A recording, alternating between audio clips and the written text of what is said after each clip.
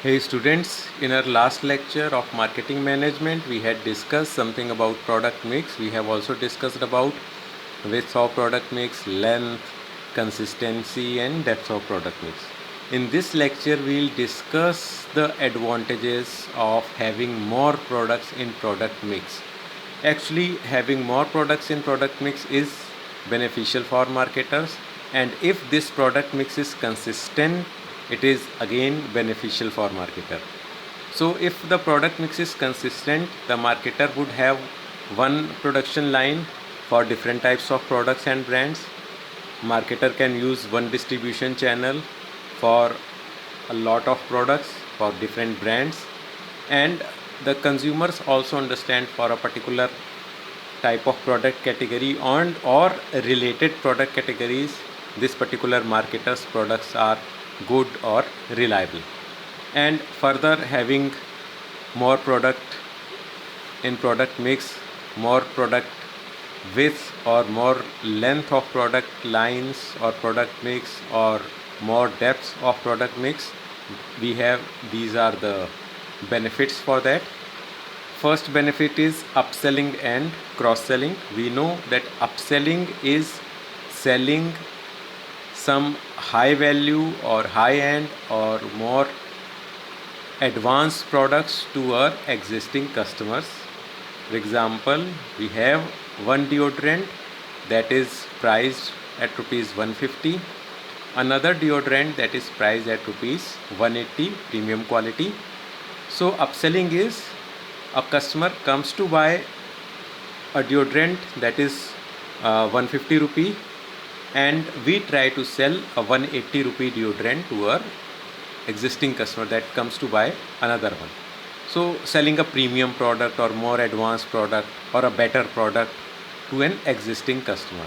So how this helps? We have discussed about share of wallet. So this increases marketers' share of wallet, and further, because it is high-end product, more advanced product, a better product or a premium product, that would increase customer satisfaction. Customer would spend 30 rupees more for this product, but customer would be more satisfied. So customer would forget these 30 rupees within 2-3 days, but customer would remember the quality for a period of time during which the product would be used, and the customer would be more satisfied, would spread good word of mouth. So that is why upselling is good for marketer. And what is cross-selling? Cross-selling is actually selling a related product to an existing customer.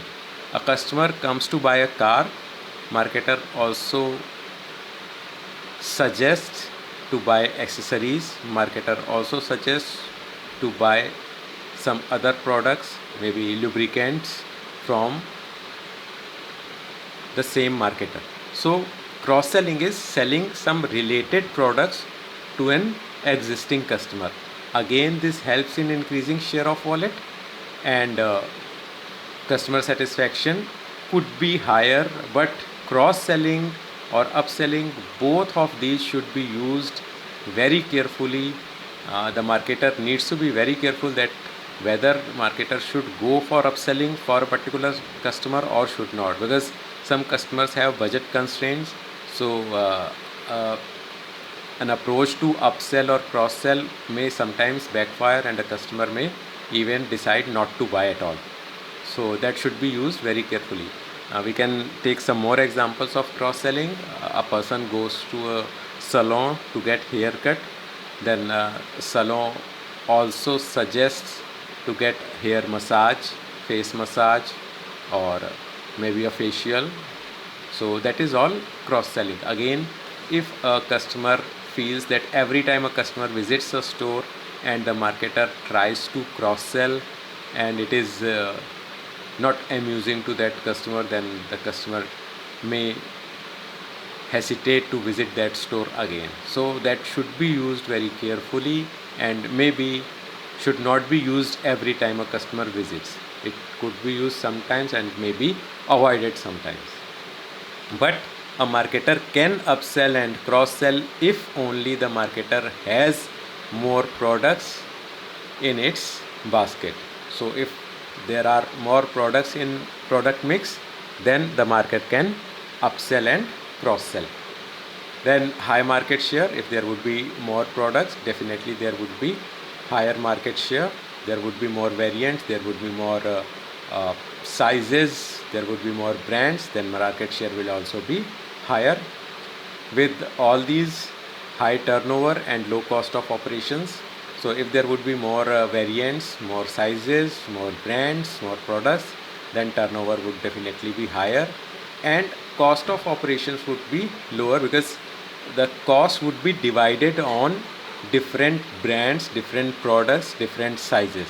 Just an example, if a marketer has just one brand, a salesperson goes to market to sell that one brand, a delivery boy goes to the market to deliver that one brand, and then for collection of payments again someone goes for that one brand only. But if the marketer has 4 to 5 brands, again with the same delivery boy, same order taking person and same payment collection person, the more order will be there, more collection would be there, and more products would be delivered. So cost of operations would be divided on many products, so it would be comparatively lower.